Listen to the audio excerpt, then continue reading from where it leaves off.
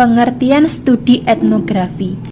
Kata etnografi berasal dari bahasa Yunani, yaitu ethnos yang artinya rakyat, orang atau bangsa, dan grapos yang artinya tulisan. Sehingga etnografi dapat diartikan sebagai suatu studi sistematis dalam penelitian orang dan budaya. Secara umum, studi etnografi merupakan suatu bentuk penelitian kualitatif, yang mana peneliti mengamati dan berinteraksi dengan subjek yang diteliti dalam lingkungan kehidupan di sekitarnya terkait dengan suatu kebudayaan yang ada. Menurut Sugiono, etnografi adalah salah satu jenis penelitian kualitatif di mana peneliti melakukan studi terhadap budaya kelompok dalam kondisi yang alamiah melalui observasi dan wawancara. Etnografi juga diartikan sebagai studi mendalam tentang perilaku alami dalam sebuah budaya atau seluruh kelompok sosial, menurut Ari dan kawan-kawan. Yang selanjutnya yakni prinsip penelitian. Penelitian etnografi merupakan penelitian terperinci yang dapat menggambarkan kegiatan yang biasanya terjadi di dalam kehidupan sehari-hari atau di lapangan. Di dalam buku Enzir yang berjudul Metodologi Penelitian Pendidikan Kualitatif dan Kuantitatif tahun 2011 menyatakan bahwa ada 3 prinsip metodologis yang digunakan dalam metode etnografi. Di antaranya ialah yang pertama, naturalisme. Prinsip naturalisme menggambarkan bahwa penelitian ini bertujuan untuk mengungkap karakter yang muncul secara alami. Biasanya, data yang didapatkan melalui adanya kontak langsung antara peneliti dengan narasumber, bukan melalui adanya rekayasa belaka ataupun melakukan eksperimen terlebih dahulu. Yang kedua yakni prinsip pemahaman. Prinsip pemahaman ini memiliki landasan utama, yaitu adanya perbedaan perilaku manusia dengan perilaku objek fisik lainnya. Perilaku dan tindakan manusia ini dipengaruhi dan dirangsang oleh stimulus otak, yang mana akan memerlukan penelitian untuk mengetahui hal tersebut secara lebih dalam dan lebih detail. Oleh sebab itu, diadakan penelitian ini dengan tujuan untuk mengetahui latar belakang budaya mereka yang menyebabkan adanya perbedaan perilaku manusia dengan perilaku objek fisik lainnya. Yang ketiga yakni prinsip penemuan.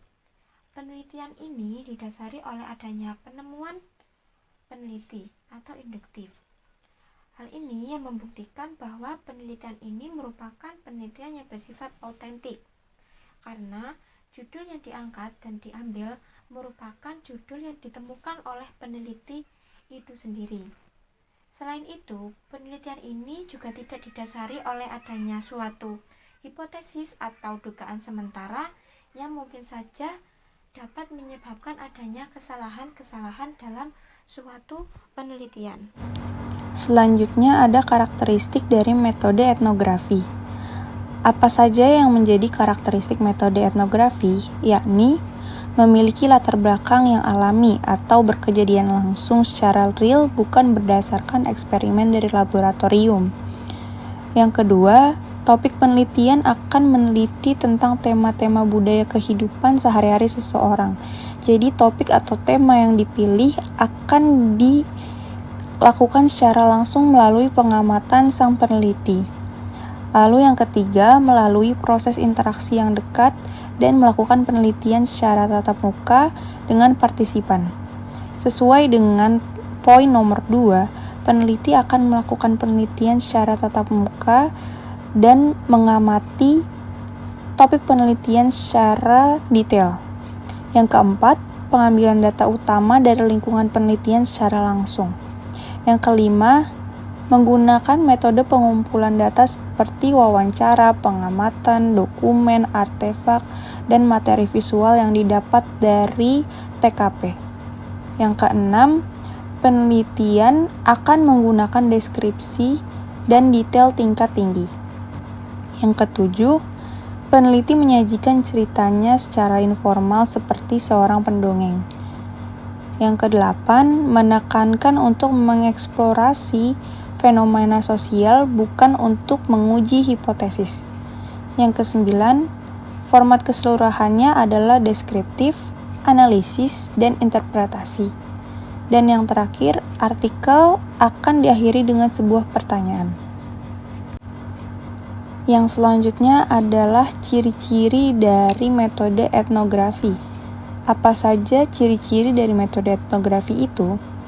Yang pertama, ada sumber data yang bersifat ilmiah, yang berarti peneliti harus memahami gejala empirik atau kenyataan yang terjadi di kehidupan sehari-hari saat meneliti. Yang kedua, pelaku sendiri merupakan instrumen penelitian yang paling penting dalam pengumpulan data. Yang ketiga, bersifat pemerian atau deskripsi, yang artinya mencatat secara teliti fenomena budaya yang dilihat, dibaca, lewat apapun termasuk dokumen resmi.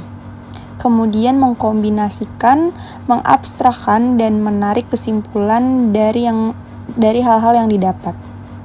Yang keempat, digunakan untuk memahami bentuk-bentuk tertentu atau shaping atau studi kasus. Yang kelima, analisis itu bersifat induktif. Yang keenam, di lapangan, peneliti harus berperilaku seperti masyarakat yang ditelitinya. Yang ketujuh, data dan informan harus berasal dari tangan pertama.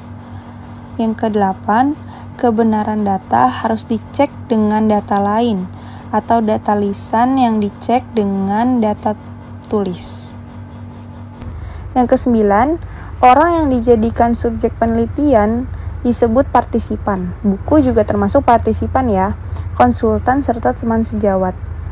Yang kesepuluh, perhatiannya harus menitik beratkan pada pandangan emik, yang artinya peneliti harus menaruh perhatian pada masalah penting yang diteliti dari orang yang diteliti, dan bukan dari etik.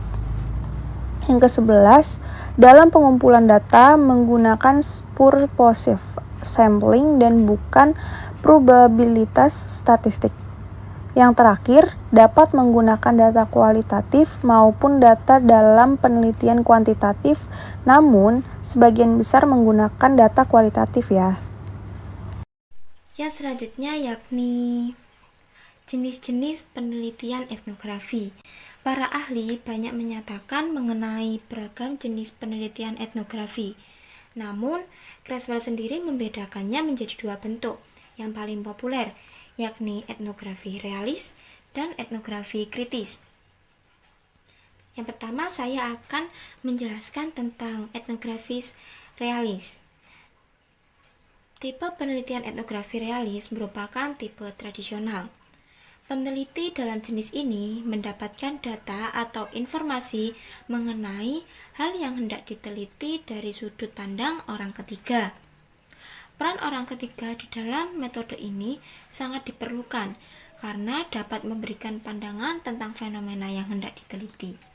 Seorang etnografi realis menggambarkan fakta dengan detail dan melaporkan apa yang diamati dan didengar dari partisipan dengan mempertahankan objektivitas peneliti dan memposisikan dirinya di belakang layar saja.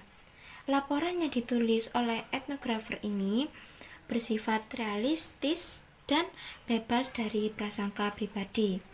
Yang kedua yakni etnografi kritis.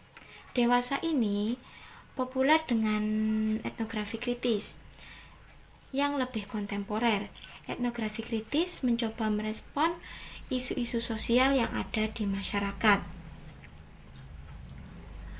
Dalam penelitian ini, peneliti berperan langsung dalam budaya yang hendak diteliti, yakni dalam hal sinkronisasi kelompok sosial. Isu-isu sosial yang sedang berlangsung biasanya mencoba untuk direspon dalam jenis penelitian ini, misalnya tentang masalah gender, emansipasi, kekuasaan, status quo, ketidaksamaan hak, dan pemerataan. Selain itu, ada juga jenis-jenis penelitian etnografi lainnya yang diungkapkan oleh Gay, Mills, dan Aurasian. yakni sebagai berikut. Yang pertama, etnografi konvensional, yakni laporan mengenai pengalaman pekerjaan lapangan yang dilakukan oleh etnografer. Yang kedua, yakni autoetnografi, yakni refleksi dari seseorang mengenai konteks budayanya sendiri. Yang ketiga, mikroetnografi, yakni studi yang memfokuskan pada aspek khusus dari latar belakang dan kelompok budaya tertentu. Yang keempat, etnografi feminis, yakni studi mengenai perempuan dalam praktek budaya yang merasakan pengekangan akan hak-haknya sendiri. Yang kelima, yakni etnografi postmodern, yakni suatu etnografi yang ditulis untuk menyatakan keprihatinan mengenai masalah-masalah sosial, terutama mengenai kelompok marginal. Yang keenam, yakni studi kasus etnografi, analisis kasus dari seseorang, kejadian, kegiatan dalam perspektif budaya tertentu. Selanjutnya adalah metode pengumpulan data pada penelitian etnografi. Metode pengumpulan data dalam penelitian etnografi ada dua, yaitu metode observasi dan metode wawancara. Yang pertama adalah metode observasi. Observasi adalah tindakan proses pengamatan yang dilakukan peneliti dengan menggunakan alat inderanya.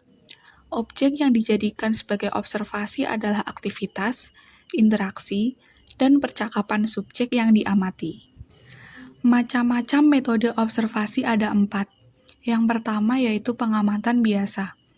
Pengamatan ini dilakukan oleh peneliti tanpa terlibat secara langsung dengan subjek penelitian. Yang kedua yaitu pengamatan terkendali.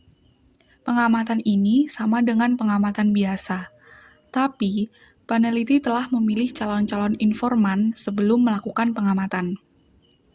Yang ketiga yaitu pengamatan terlibat. Dalam hal ini, peneliti terlibat secara langsung dengan masyarakat yang akan diteliti. Dan yang keempat adalah pengamatan penuh, yaitu kondisi ketika peneliti sudah menjadi bagian dalam masyarakat yang diteliti. Metode yang kedua yaitu metode wawancara. Wawancara adalah proses tanya-jawab antara peneliti dan narasumber yang dilakukan untuk mendapatkan informasi yang lebih rinci dan mendalam.